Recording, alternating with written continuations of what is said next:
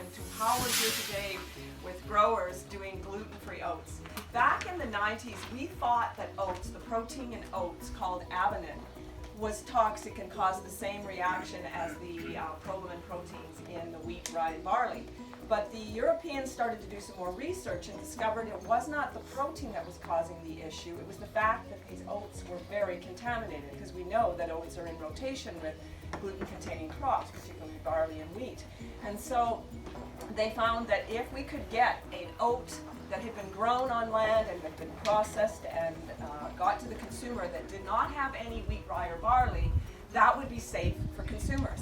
So at the time, back in the early 2000s, we had Dr. Vern Burrows, and we call him Dr. O, and he was an oat scientist, and he said, you know, there's got to be a way that we can work with Health Canada and Agriculture Canada to get a pure oat to market so that people with celiac disease could have oats.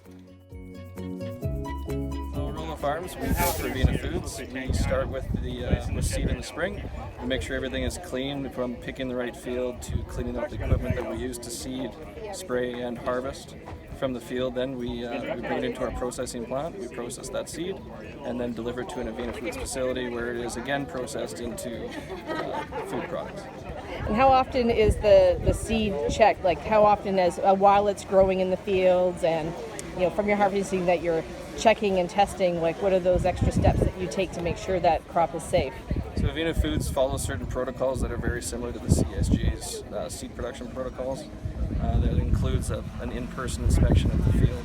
We do, it has to meet a certain grade before it gets delivered to Avena.